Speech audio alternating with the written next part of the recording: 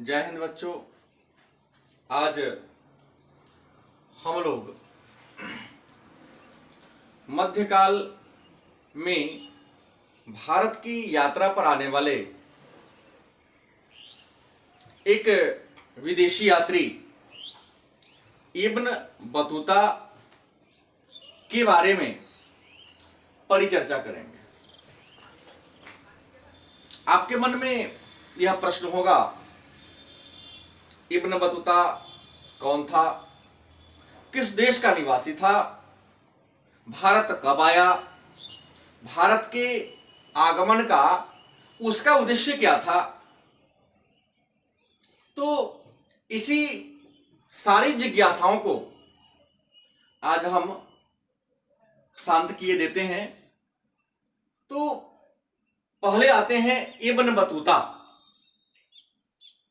Ibn Battuta, इनका जन्म 24 जनवरी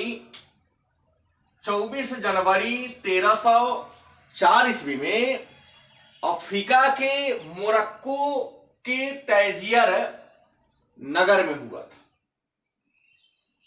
एक यायावर परिवार में, एक खाना बदोश परिवार में इनका जन्म हुआ था। इनका पूरा नाम अबू अब्दुल्लाह मुहम्मद इब्न बतूता था। वास्तविक नाम था इनका अबू अब्दुल्लाह मुहम्मद। जिस खानदान में, जिस कुल में उनका जन्म हुआ था, उस कुल का नाम था इब्न बतूता। चूंकि इनका जन्म इब्न बतूता कुल में हुआ था, इसलिए इन्होंने अपना संक्षिप्त नाम इब्न बतूता रखा। इनका जन्म एक यायावर परिवार में हुआ था, इसलिए घुमक्कर प्रकृति इनके खून में थी। इनका जो परिवार था, विद्वानों का एक टोली था। इब्न बतूता के अनुसार इनके परिवार से कई लोग काजी के पद पर नियुक्त हुए हैं। मुस्लिम धर्म गुरु को काजी कहा जाता है, तो काजी के पद पर काम कर चुके थे।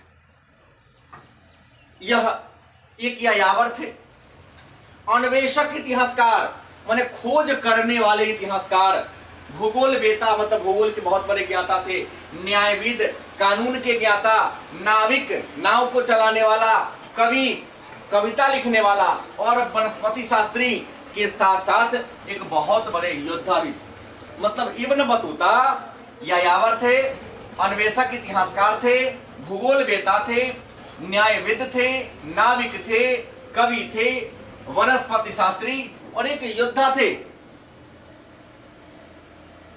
21 वर्ष की अवस्था में जिस प्रकार एक चिड़िया अपने घोंसला को छोड़कर अनंत आकाश में उड़ जाता है, उसी प्रकार 21 वर्ष की अवस्था में इब्न बतूता 14 जून 1325 ईस्वी को 21 वर्ष की उम्र में इन्होंने अपने जन्म स्थान को त्याग दिया और महान यात्रा पर निकल दिया। इनकी माने तो अपने जीवन काल में जितना इन्होंने पैदल यात्रा किया, उससे पहले न तो किसी यात्री ने किया था और उम्मीद है भविष्य में भी पैदल उतना यात्रा कोई यात्री कर पाएगा।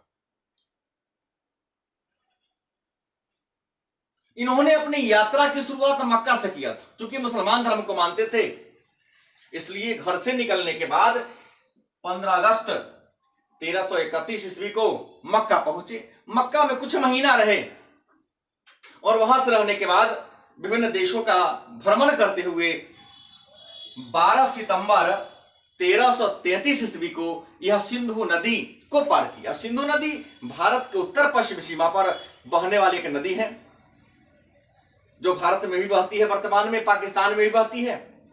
तो 15 अगस्त को मक्का पहुंचे 1331 में और 12 सितंबर 1333 को यह सिंधु नदी को पार किया और 20 मार्च 1334 ईस्वी को यह दिल्ली पहुंचे।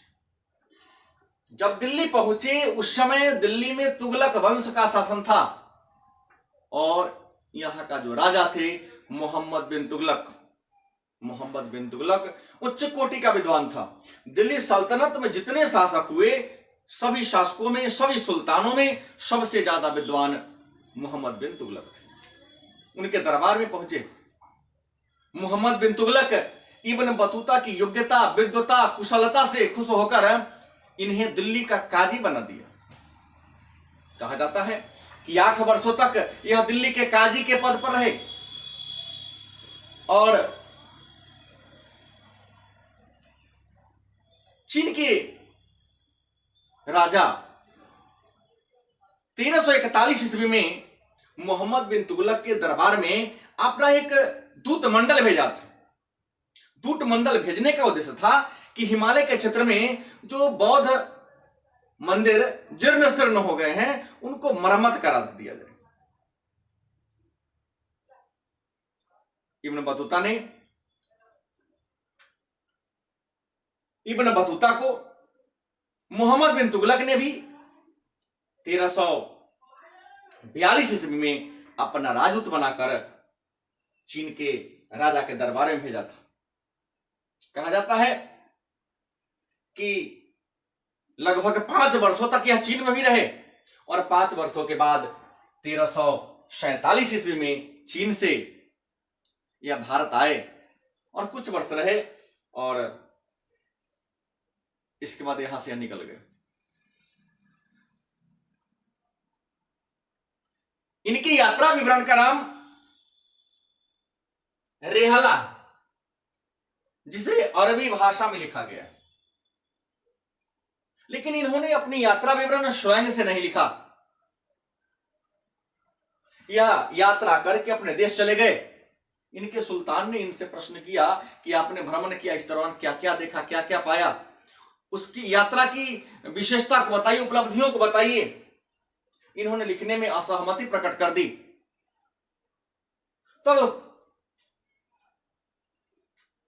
मोरक्को के तंजीर के जो शासक थे उनके आदेश पर, इब्न बतूता के कहने पर, इब्न जुजए एक इतिहासकार थे, इन्होंने इब्न बतूता के यात्रा वृत्तांत को अजाइबुल अफसार के नाम से लिखा।